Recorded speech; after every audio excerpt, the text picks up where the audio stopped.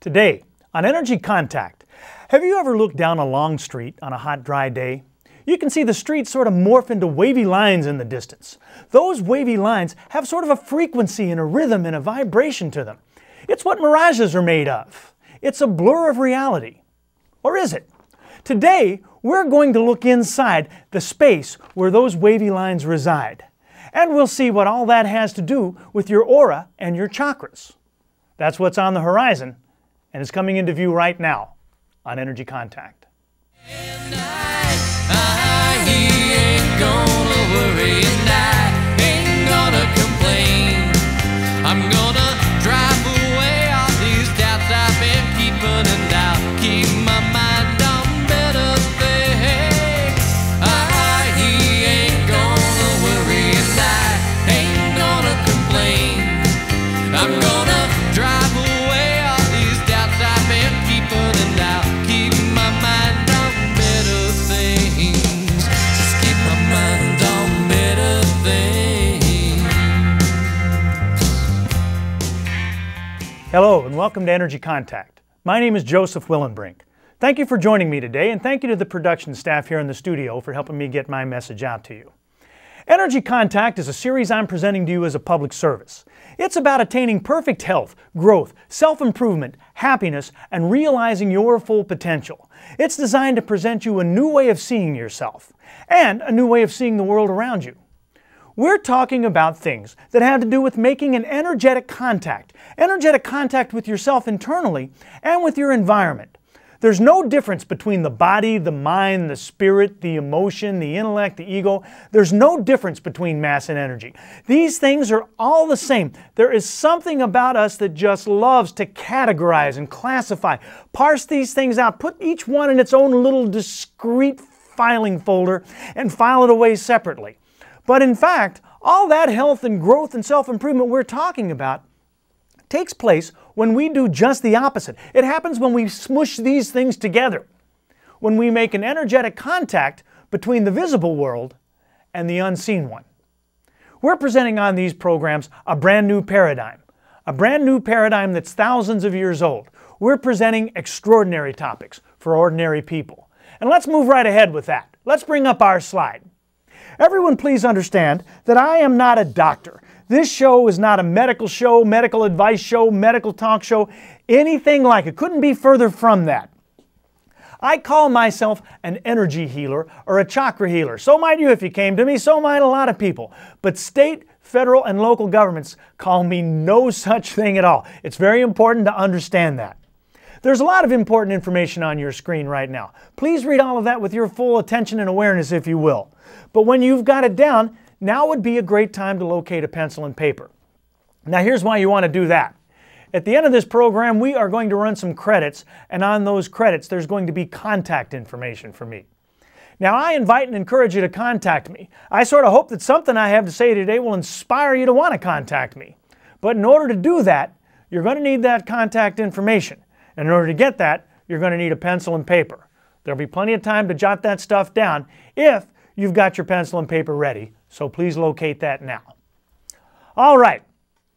Today is show number 70. And if you're tuning in for the first time, thanks. Thanks and welcome. I think you'll enjoy the show.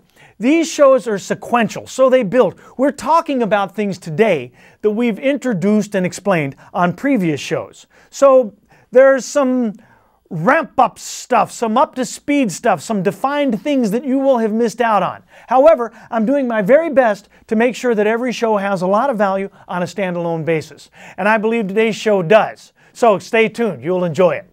If it is your first time or one of your first time, and if what you see piques your interest, well then I'll invite you to look around because there will be earlier programs airing at later times. They'll either be re-airing right here on this channel or they'll be on at different days and different times in different areas. And if you look for them, I'll appreciate it. All right, and now it's time for us to introduce our co-host here. This is my buddy Slim, and Slim is here for a reason. Since we're investigating what it is that energy contacts in the physical self, we have to understand a couple of things about a couple of things, don't we? We have to understand something about energy. And this show is certainly all about energy. But all of that energy out there somewhere does us no good. It does us no good whatsoever until we bring that energy into focus, into contact with something. Slim is here to help us understand what that thing is that the energy contacts. Remember, a body without energy is just a corpse. An energy without a body, well, it might be a lot of cool things, but none of them are human. All right. Previously on Energy Contact, we have been looking at your chakras and your aura, at nadis and kundalini shakti and things like that. We've been seeing a number of invisible yet very real things. Let's come back up here away from Slim for a couple of seconds. We've been looking at things like electricity and radio waves, wireless internet, cell phone signals, love, peace, happiness, anger, things like that. The list is endless. The frequency of all those things we have seen lies somewhere along something that science calls the electromagnetic spectrum. And our investigation of that has revealed to us that there's a lot going on in this universe that our eyes aren't seeing. In fact, what is visible and what is invisible have nothing to do with what is real and what is unreal. If anything, it's the physical part that's the unreal part. It's a hologram of sorts. It's a projection, an optical illusion, like a bunch of balloons without the plastic, if you can imagine that. It's that energetic world of wavelengths and frequencies and vibrations. That's all that's real. That's all that matters. And so, we now accurately see ourselves not as physical beings that happen to contain a little bit of energy, but as energy beings that happen to have a physical shell. We've seen one thing, though, on Energy Contact that we know for sure is real, and that is the body intellect. Those same materials, we've always learned that they were brain materials. Thought, reason, recall, memory, logic, intellect, intelligence, all these things we've discovered are in every cell of our body. They permeate every cell of our body. Our physical body is just a projection of that invisible body intellect. So all this form is created by thought, or in other words, created by the body intellect. And thought, you guessed it, it's a wave, it's an energy field. So is your aura. The tools that it uses to create this form are the internal forces that animate us. Things like breath, pulse, rhythm, vibration, frequency, all those things going on inside you. And the external forces, gravity and entropy, the bumps and bruises, the kisses and hugs of life, all acting and interacting and iterating with those internal forces. So, we know now that the presence of these fields, this vital energy, this chi, this prana, whatever it is that you want to call it, it is that invisible thing that keeps us alive. That's precisely what it is. And when it leaves us, we're dead. So it stands to reason that if we can have more of it, or if we can flow that energy through us more freely, we'll be more alive. And it's the machinations of all of this energy and all of those fields going round and round that generate this thing that we know as the aura. So, there's a chain of events. Energy flows freely only if our nadis, our energy pipelines, are open. It's the chakras that open and close the nadis. It's the mind that opens and closes the chakras. And it's the body intellect that opens and closes the mind. The aura then just reflects all of these goings on. So, we're not our bodies. We know that now. But we're still in the process of determining just exactly what we are and what we are made of. And so today, after looking at chakras and auras at a fundamental level, we want to begin to connect the concepts. So, your aura, we've seen, is your personal energy field. And since it is, we're in the process of understanding the science, the Newton and the Einstein of energy fields in general. And then we're kind of bringing that back down to a personal level, bringing it back down to you. So, for now, we're looking at mysticism through very scientific eyes. We want to take our aura analysis to a point where we can connect it to an understanding of our chakras, to see what they have to do with each other. And they have plenty to do with each other. But this understanding is not our goal. The goal is to get to what all of this aura, chakra, kundalini business has to do with your health, your growth, your happiness, understanding your true self, understanding your full potential, your self-improvement. So as we look at these waves and energy fields, it's not our purpose to give you a PhD in physics. We're playing a little bit loose with our chemistry so that it's easier to understand at a general audience level. But we do definitely want to clear up that false perception that all this stuff was all dreamed up by hippies somewhere all running around high on LSD. It couldn't be further from the truth. It's basic physics. There's nothing flaky about this stuff at all. It's as scientific as E equals MC squared. And so we're understanding mystical things analytically. And while this analysis is worthwhile, it also means that to some extent, we're categorizing and classifying. Now that's dangerous territory here on Energy Contact. Please keep in mind that if we get too carried away with that, we can be led away from our goal rather than towards it. All right, so that's where we're headed today. But first, we've reached the part of the show where we get to take our break. We get to take our virtual field trip, our journey in our mind's eye. So, relax, take a deep breath. Close your eyes if you're in a place that you can do that. And for today's visualization, see yourself somewhere in the Midwest. Oh, you might be visiting or traveling or whatever. But it's the morning and you're still asleep, in your hotel room perhaps. But you're awakened by a sound. Not a boom or anything like that. It's just sort of a constant blowing, whirling, whistling sound. So you get up and look outside and you notice that there's leaves and things all swirling around in the air. And then you look at the trees and you notice that they're not straight up, they're sort of at a little angle to the ground and the leaves are all tousled about in all directions. Now from inside your room, you don't feel a thing. And you don't really see anything either, other than the effect of something invisible. So you go outside for a moment, and as you walk, you notice that you go in one direction, and that invisible something is pushing against you. It's holding you back. So you turn around, and all of a sudden that same force is pushing you. It's propelling you forward. And that mystifies you, because obviously there's some sort of force in place here, a strong one. But you can't see any force. You just see the result of it. And that strange force seems to be holding some things up at the same time as it's pushing other things down. It seems to be supporting some things and toppling others. But whatever it's doing, you notice the one consistent thing is that it's creating disorder out of order. It's got entropy at work. All right, so there you are. You decide to get in from outside. Go in and check the TV news. And there's a fellow who comes on and tells you about a high wind advisory. And you think, oh, that's all there is to it. It's a windy day. That's all my mysterious invisible force was. But there's another little bit to this visualization. Imagine later you go back and you turn on the TV and you find that invisible wind was a tornado. And just a few blocks away from you, you discover that there was a shopping mall and a trailer park that were leveled. All right, hold that thought. We're looking at chakras and auras on Energy Contact and what they have to do with each other.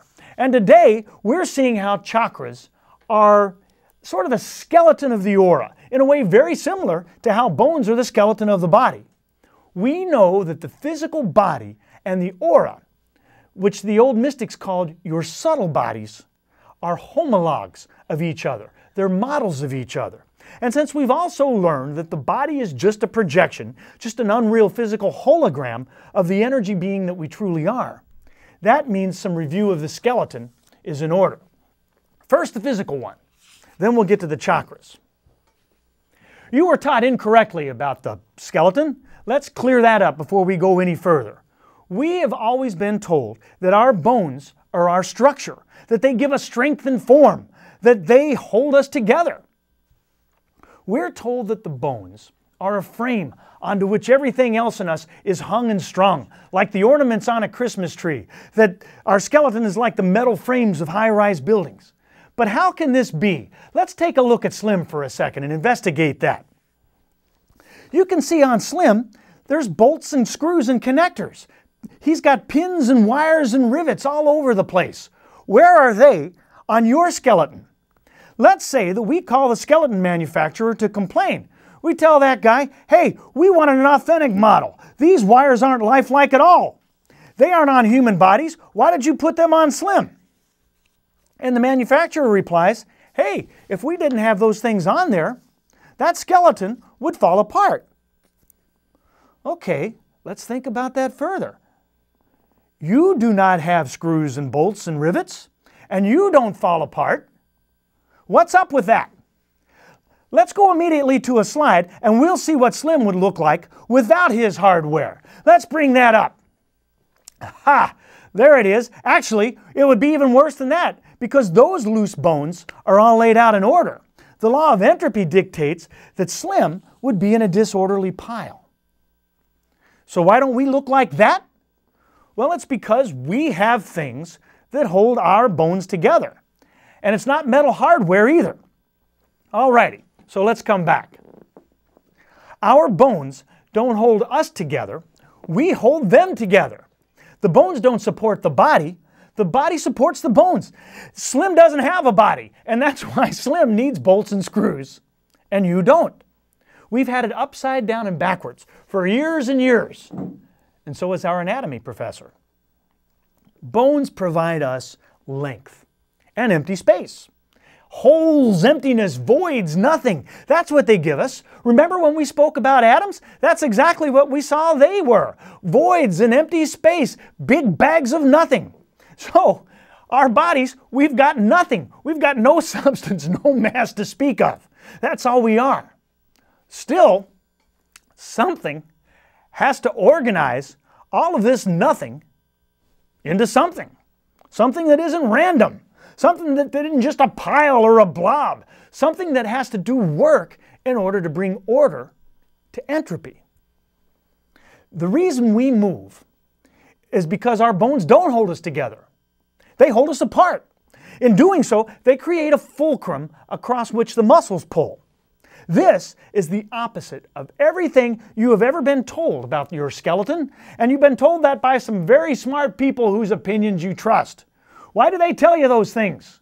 Are they lying? Don't they know? All right, let's change gears, and we're going to get to the mass equals energy part of it. We know now, after many episodes of Energy Contact, that there's no difference between mass and energy. Einstein told us that. Just like there's no difference between ice and water and steam. Ice and water and steam look different. Our senses perceive them differently, but they are exactly the same thing. Ice has no more mass than steam does, not one iota. So this physical body is just frozen steam. The same way, or just frozen energy, excuse me, the same way ice is frozen steam. The metaphysician tells us that there is no ice, there is no water, and there is no steam. There's just H2O. What looks like ice, water, and steam are just projections. They're H2O through a prism, if you can follow that. In truth, really there's not even H2O. There's just nothing, bags of nothing. But we aren't going to get that abstract, at least not yet. Let's get back to this phase thing. If we can understand the H2O in any of its forms, we know something about it in all of its other forms. In other words, if we understand the steam, we already know a little something about the ice, and vice versa. Now, the mass in you is the same as the energy in you. And that means that your muscles and organs and bones and such are the same as your chakra and aura and nadis and things like that. But even though the body is the same as the mind and the emotions and the spirit, there's a phase change that occurs between these things. In other words, even though the ice is exactly the same as the water and the steam, for it to look the same, for it to appear the same, it has to undergo what appears to be a change. But the change isn't real. The appearance isn't real. It's an optical illusion. Can you follow that? Are you with me here?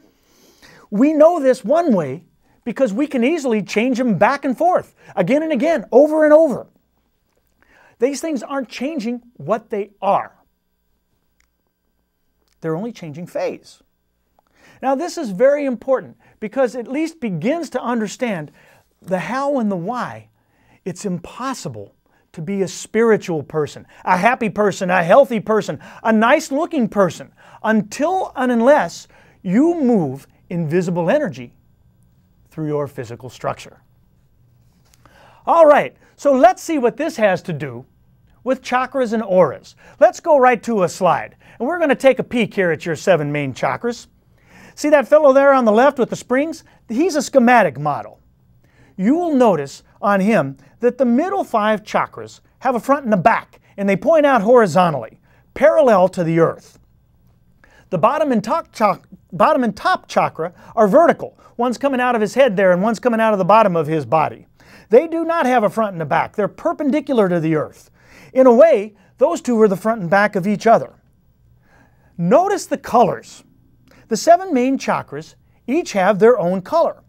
And you can tell that each one has its own geometric shape too. We're going to see that they have their own sound. Let's move right to the next slide. You can see on these guys that the colors of the chakras correspond to a rainbow, or more scientifically, to the color of the visible light spectrum. So, going from the bottom up, you see red, orange, yellow, green, blue, indigo, and violet. There are some other things you can notice if you look closer. These pictures represent a feel of the upward motion of energy, especially that fellow in the middle there. And you can also notice a sort of a cloud effect around those guys. That energy cloud represents the aura. These pictures show that we do not have an aura. We have a cadre of what the old mystics called subtle bodies. You can see them there. They're in layers, sort of like the layers of an onion. What you can't see there is that they sort of shimmy like those wavy lines down a long road on a hot day. Okay, but let's come back to the colors. What else have we been looking at that show us the colors of the rainbow? There you see it on your screen right there. This is a representation of the entire electromagnetic spectrum. And on that tiny little area there in the middle, that's where all the colors of the rainbow go, just right inside that little red circle there. Of the entire universe of very real waves, that's the only part we can see. This diagram reminds us that there are no colors. There's only pure white light. Color is just a perception. It's reality bent through that prism there. And when it bends, it fragments into the appearance of the colors of the rainbow. But there's something else that that diagram tells us. It also tells us that there's a lot going on in the universe that our eyes, our physical senses, do not perceive. Let's come back up here. Now some people say things like, if I can't see it, I don't believe it. When we look at this, we're starting to realize what a stupid statement that truly is. Now you've heard that your aura resides somewhere just outside your physical body. And that's absolutely true, but in another context, you can see that your aura resides somewhere just outside that visible spectrum on the electromagnetic spectrum. There's no difference between your physical body and your subtle bodies. Keep that in mind. But let's take that back to skeletons. The chakras are the skeletons of the aura. And the main 7 chakras are like gates on a path in a way. And the path, or the pipeline that they are on, is the Sushumna Nadi. You'll recall that we discussed nadis a while back. Nadi, it just means energy channels. Nadis are the channels upon which the chakras are located. You can think of a nadi as being to energy just what a blood vessel is to blood. You can think of big nadis like big blood vessels and the tiny little nadis like little capillaries in you. Now physically, we have some 100,000 kilometers of blood vessels in our body. Each of us have that in our own bodies. That's enough to stretch around the equator 2.5 times. And we have some 208 bones. Energetically, according to the old mystics, we have some 72,000 nadis and hundreds of chakras. When we spoke of bones, though, we saw that of the 208, there's just a few main horizontal and vertical structures. Likewise, when we speak of chakras, we're talking about the 7 biggest ones. At least for now, that's what we're talking about. And remember, physical and energetic are just words. It's all the same. So what is it that makes the 7 main chakras major? Well, they are the ones that lie along the Sushumna Nadi. At least 6 of them anyway. The Sushumna Nadi is to our subtle bodies what the spine is to our physical one. Let's bring up a slide of that, and we'll take a look here. The picture on the middle of your screen there is the Sushumna Nadi complete with chakras. The Sushumna is just that skinny little white pole there. And while our thousands of tiny nadis are like blood vessels, you can more accurately visualize that Sushumna as being like your spine. Can you see how it goes along a path there, very similar to your spine? Now, when you go to a yoga class and the teacher says something about energy rising up your spine, what she really means is energy going up that Sushumna Nadi. And that energy itself is that mystical Kundalini Shakti we've been talking about. All right, let's come back up here. So here's a loose analogy. In the physical you, your spine gives space and form, strength and flexibility to your vertebrae, to your central nervous system.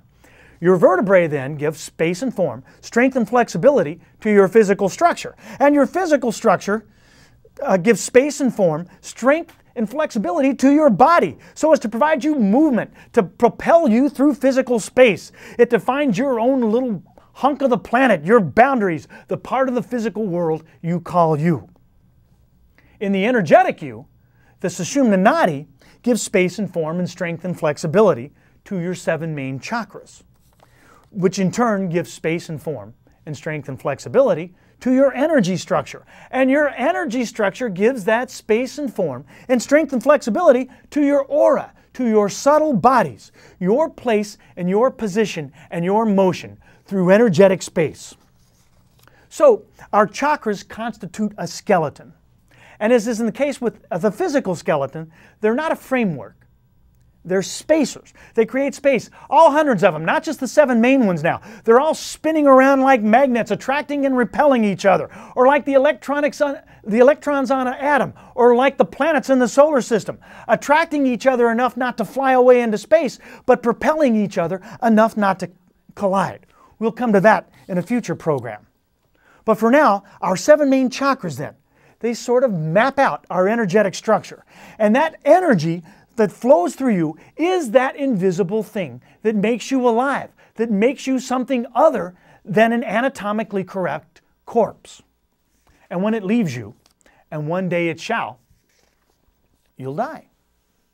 Those chakras are in constant motion, constant spinning motion. And for now, you can visualize that the more they spin, the healthier you are. And that spinning causes a vibration which causes pulse and wave and frequency and motion, those internal forces we like to talk about.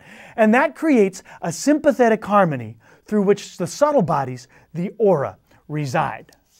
So if you know about that aura, you know about a lot. And that's all the time we have today. Thank you for joining me. Until next time, I wish you peace and positive energy and a healthy life in Energy Contact. Just keep my mind on better things. Just keep my mind on better things.